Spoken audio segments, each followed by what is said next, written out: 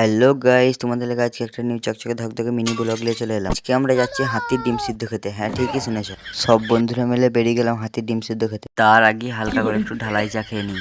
ও sorry, ঢালাই চা না, মালাই চা। খানিকক্ষণ অপেক্ষা করার পরই কাকা আমাদের লেগে ঢালাই চা বানিয়ে দিল। তাই আমরা এখন সব বন্ধুরা মিলে ঢালাই চা খাচ্ছি। ঢালাই চা খেয়ে হালকা করে বাজারটা ঘুরু করে নিলাম। আর পরই আমরা চেপ করলাম আমাদের কেটিএমে। আমাদের কেটিএমে পানি ভরতে হবে, তাই আমরা হালকা করে পানি ভরে নিলাম। ও সরি, পানি লাই পেট্রোল ভরে নিলাম। অবশেষে আমরা চলে এসেছি আমাদের সেই দোকানে, যেই দোকানে হাতির ডিম সিদ্ধ পাওয়া যায়। সেই দোকানে আমরা সব চলে এসেছি বন্ধুরা মিলে। খানিকক্ষণ বসে থাকার পরই কাকা আমাদের লেগে হাতির ডিম সিদ্ধ রেডি করছে। রেডি হয়ে যাওয়ার পরই আমরা সব বন্ধু মিলে এখন হাতির ডিম সিদ্ধ খাচ্ছি। এবার এই বন্ধুটা কি বলছে দেখো। শালা আজকে হাতের ডিম সিদ্ধটা সেই হয়েছে। আমিও হালকা করে হাতির ডিম সিদ্ধ খেয়ে নিলাম বন্ধুদের সাথে। বলতে না বলতেই প্লেটটা ফাঁকা। লাইফের ফার্স্ট হাতির ডিম সিদ্ধ খাচ্ছে আমার এই বন্ধুটা।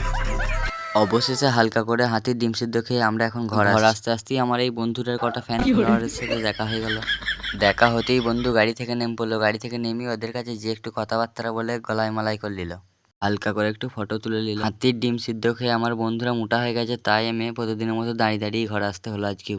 হ্যাঁ গাইস, আমার ব্লগ যদি ভালো লেগে থাকে অবশ্যই আমাকে সাপোর্ট করো। টাটা, দেখা হচ্ছে নেক্সট ব্লগে।